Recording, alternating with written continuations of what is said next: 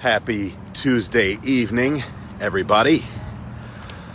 This is Bobby Hesley coming to you live from the Detroit headquarters of Black Voices for Trump. It's good to be with everybody. Getting ready to catch some debates here. We're actually having a live debate party here where we're going to watch Donald Trump and Joe Biden face off in their first of three debates, although I'll be surprised if they go all three. Actually, while I'm talking about how surprised I am, guys, I'm really shocked that Biden showed up. I would have lost a lot of money had I betted whether or not Joe Biden was going to show up. I thought for sure he was going to be a no-show. I thought for sure he was going to somehow... Here's what my theory was. I thought he was going to come down with COVID, and he's going to be, locked in his basement, his lair, I'd call it, and he can't make the debates because he has to protect his opponent, Donald Trump. He wouldn't want to possibly expose him to COVID, expose everybody else to COVID, and then he was going to be locked up the whole time. And then the night before the election or the week before the election, he's going to come out of hiding as the hero that emerged, the COVID recovery saint that emerged, and he's going to triumphantly ride into Washington, D.C., where he's been screwing it up for the last 50 years and screw it up for another 4 years. That's pretty much what I thought it was going to happen, but I was wrong. And listen, guys, I'm really, really glad when I'm wrong. I really am, because I hate being right about a lot of stuff I'm being right about. So, a couple topics I want to address. Firstly, Donald Trump's tax returns. Why is it that all of a sudden Donald Trump's tax returns have become more important than Breonna Taylor? Isn't that crazy how the media, 1 week it's one issue, 1 week it's the next. 1 week they're ready to have riots in Louisville, Kentucky. They're trying to get everybody riled up.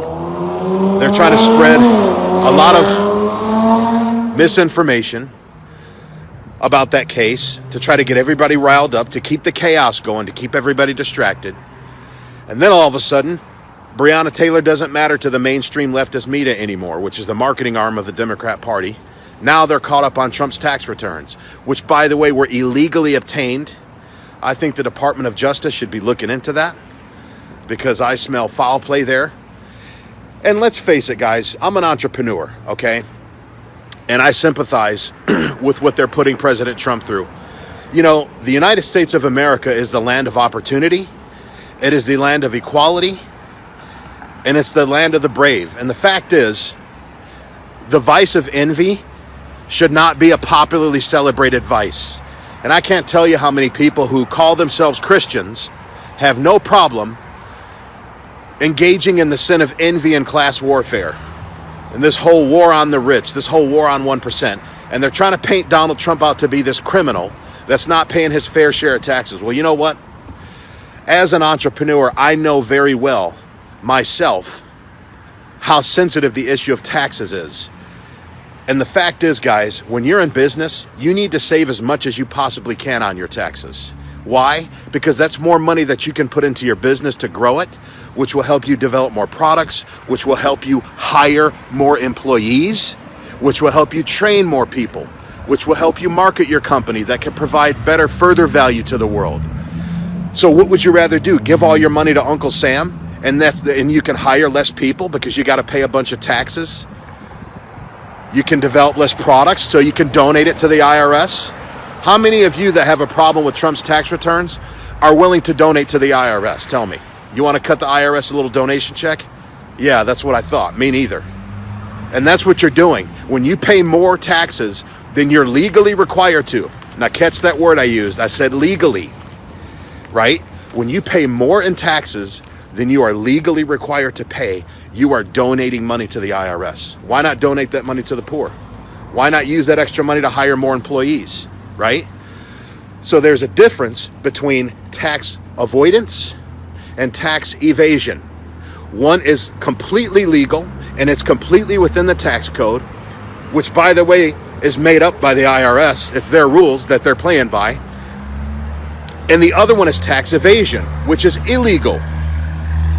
Okay, if Donald Trump was guilty of tax evasion, and if they had proof that Donald Trump committed tax evasion, do you really think he'd be a free man right now?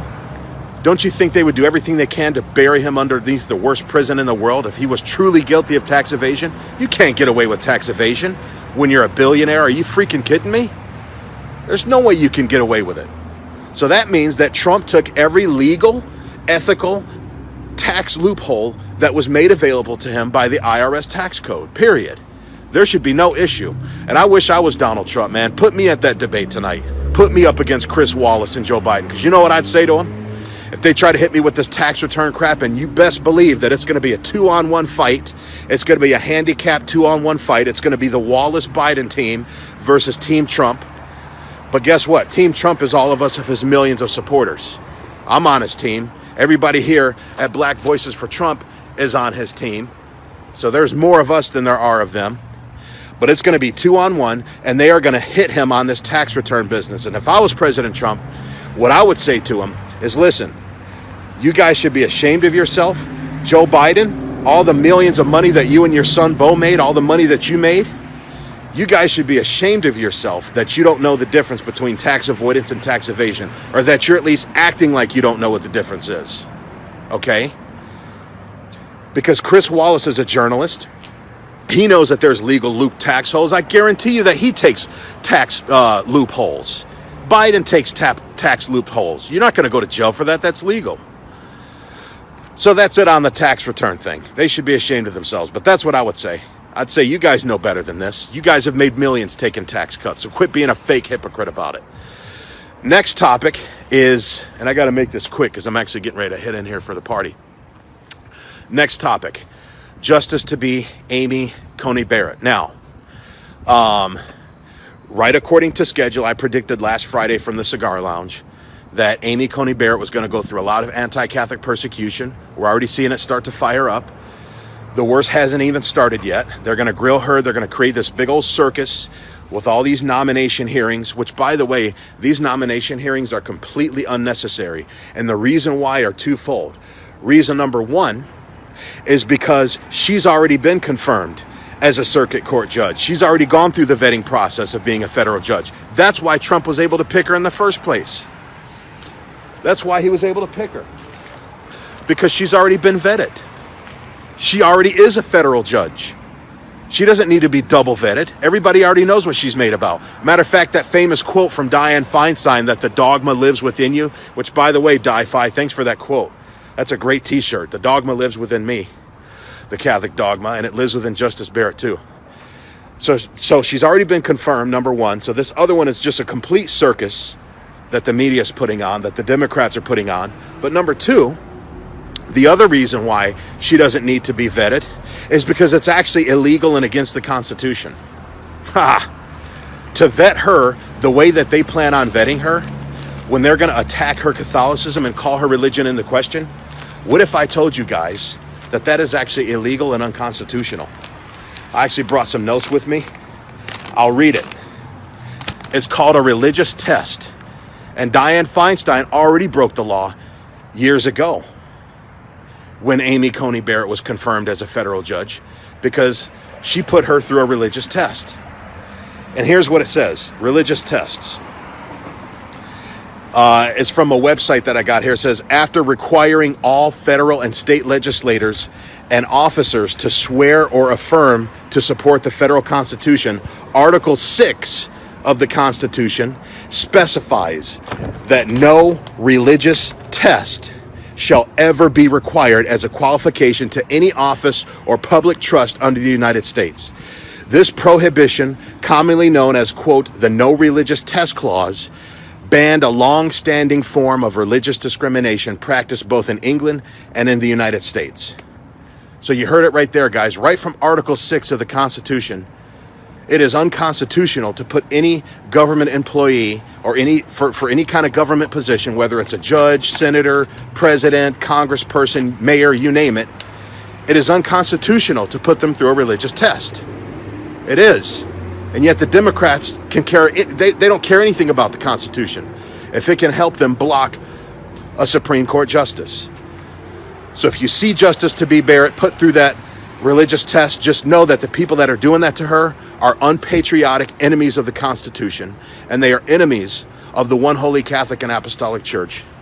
because they are violating the religious freedom of Amy Barrett, who's a devout Catholic, and they are violating the Constitution. I also said in my video that it's going to be very interesting to see how much support that Amy Barrett is going to get from the feminists, from the feminist sisterhood. Because if you think about it, guys, Amy Barrett basically embodies everything that the feminists stand for. She embodies everything, well, except abortion. But she embodies everything that they say that women should strive for. The have-it-all mentality, right? That you can have a family, you can have a husband, you can have kids, you can have a thriving career. I mean, she's got 7 kids, 2 of which are black kids adopted by Haiti. Did you guys hear the horrible things that have been said about these 2 black kids that she adopted? This horrible racist stuff that they have said against her kids, her 2 black kids. And they're saying that she's colonizing black kids by adopting them. How dare her? How dare they say that? How you doing, man? Good. Got some young people here. Think for themselves. Yes, sir. How you doing, my man? Just doing a little shooting before we head in. But so the fact is, you had these racist people, these racist, hypocritical liberals that are giving her all this grief for adopting 2 poor black kids from Haiti. Why don't they give that same kind of grief to Angelina Jolie? Why don't they give that same kind of grief to Sandra Bullock? She's got black kids she adopted, right? Angelina Jolie, she's got black kids she adopted. How about Charlize Theron turning her son into a girl, forcing her black son to dress up like a girl? Why don't you give her some grief for that? Hey, Celeste, are you inside yet? Celeste is joining us at the headquarters too. The double standards just kill me, guys. But the fact is, Barrett embodies everything that these feminist attackers supposedly embody. And yet, I've heard people criticize her for not being able to do both. I've heard them criticizing her, how can a mother of 7 be a Supreme Court justice? And I'll be honest, I had that same question myself, but I had it for a different reason. I had it because I have different values. I have, traditional Catholic values. But they were questioning it simply because they're trying to come up with whatever they can to not get her to, be a justice. So I think that's really hypocritical, guys. So just keep a lookout for that, guys. Just keep a lookout for the no religious test clause in the coming weeks when she's going through these stupid confirmation hearings that aren't even necessary because she's already been confirmed as a federal judge. Last but not least, I'm going to close it out by talking about somebody who I grew up on and who just turned out to be a huge disappointment, not only to me, but to the whole world, basically, is Dwayne The Rock Johnson. If you smell what The Rock is cooking, well, you know what, Rock, we smell what you're cooking, and it stinks. It really does. You're stinking out the whole house with what you're cooking, man.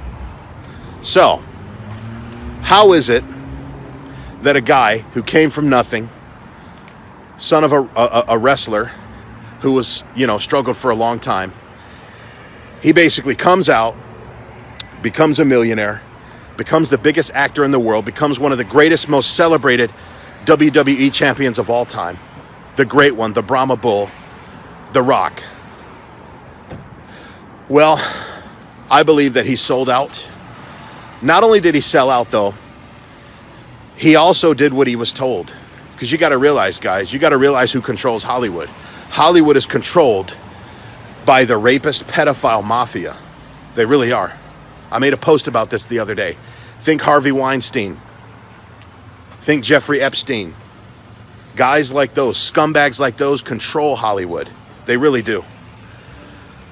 Most major actresses that made it huge in Hollywood, they weren't able to get there without doing, let's just face it, without doing certain kinds of favors, performing certain kinds of favors on what's on that legendary casting couch, that infamous casting couch, if they wanted to get parts. And I'm not just saying that about women either, guys. Even leading men in Hollywood have had to do lots of degrading things to get to where they are in Hollywood. That's just a fact. Because that's who Hollywood is controlled by. It's controlled by rapists and pedophiles. Guys, when you get a chance, do some research on the word Hollywood. See, as a Catholic apologist, I'm huge into etymology. I'm huge into the origins of words. Do some research on the origins of the word Hollywood It actually means holy wood. There's a certain kind of pagan tree. There's a certain kind of wood of a pagan tree that child sacrifice was made in honor of. The very name of Hollywood has a satanic, demonic connotation to it. It really does. Look up Hollywood. I'm not wrong. It goes back to a tree that pagans would sacrifice children in front of. It really is. You're right, Otobi. Not just Hollywood, the music industry, sports. A lot of that stuff is connected to satanic stuff. And the fact is, there's no way that Dwayne The Rock Johnson could go from being a pro wrestler to the biggest actor in the world that commands $20-30 million per film. And before COVID hit, the guy was making a film every other month. He did. He was the hardest working man in Hollywood. Who worked harder than The Rock, man?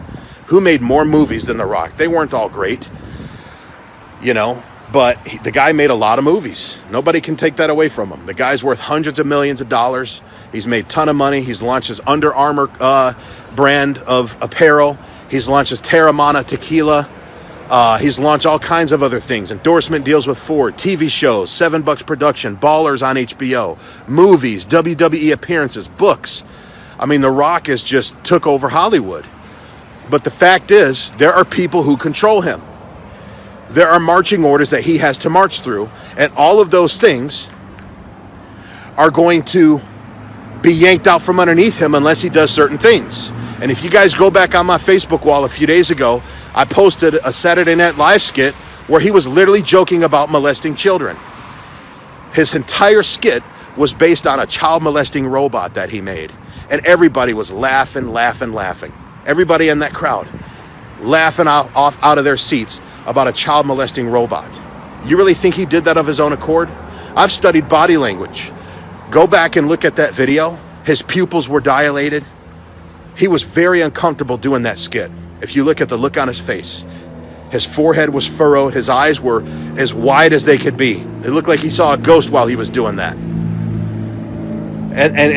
But he was made to do that.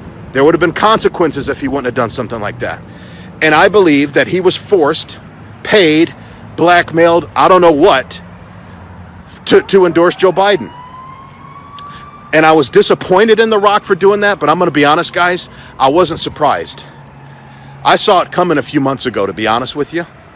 And I'll tell you exactly how I saw it a few months ago. When I was in Thailand, I remember I was chilling in my hotel room at the end of a day, and The Rock went live on Facebook, and he gave his little speech called "Where Are You?"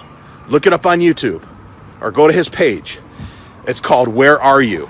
where he's basically saying, where are you? Where is this leader that's going to bring us all together? And, you know, some just speech full of platitudes and vagaries. And, you know, he basically said a lot without saying anything.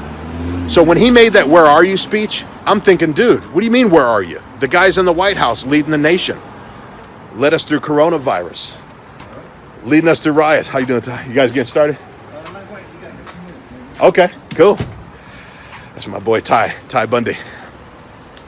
You know, Trump has been an incredible leader. Could you guys imagine any other president leading us right now other than Donald Trump? My gosh. So The Rock's making this out-of-touch video talking about where are you? So when he said that already kind of set off my alarms that The Rock was starting to lean left. Like, oh man, we got some leftism coming now. And a few months later, he gets out there and he's shucking and jiving for Biden and Harris. So I'm not surprised, but I am very disappointed in him. And anyway, the debates are about to get started. So that's my take on The Rock, guys. He, you know, he did what the bosses told him to do. They told him to endorse Biden.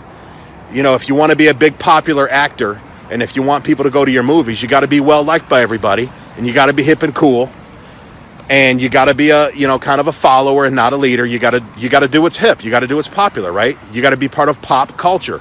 The pop of pop culture means popular, and the popular thing to do is to endorse Joe Biden. But I would encourage you guys to go on The Rock's social media pages, especially on the video where he came out and endorsed Biden, or even on the post he made this morning of him working out, and look at how all of his fans are just trolling him, dude. His fans are just completely disowning him. They're saying, Rock, I'm done with you. You're a disappointment. They're cussing him out. They're sending him middle fingers. He is completely losing his fan base. He is hemorrhaging fans right now. And that's sad to see for The Rock, because The Rock was always one of the cleaner actors. The Rock was, you know, he never had tabloids, he never had scandals, he never had all that other stuff going on that lots of other people have going on. And he's basically hemorrhaging his fans now. You know, so check out his social media stuff and look at what everybody's saying. And that should be an indicator of how strong of a support base that Donald Trump has. That should give you guys hope for November 3rd, that Donald Trump is going to clean house. The way everybody has turned on The Rock for endorsing Biden, I take that as a huge indicator of how we're going to do on November 3rd. So I got to run, guys. The debates are starting. I love you. Thanks for tuning in. That's my little off the top of my head pre-debate stuff. I'll make some videos maybe tomorrow or the next day giving my thoughts on the debate. And I will see you on the other side. Trump 2020, baby. Thanks for watching, everybody.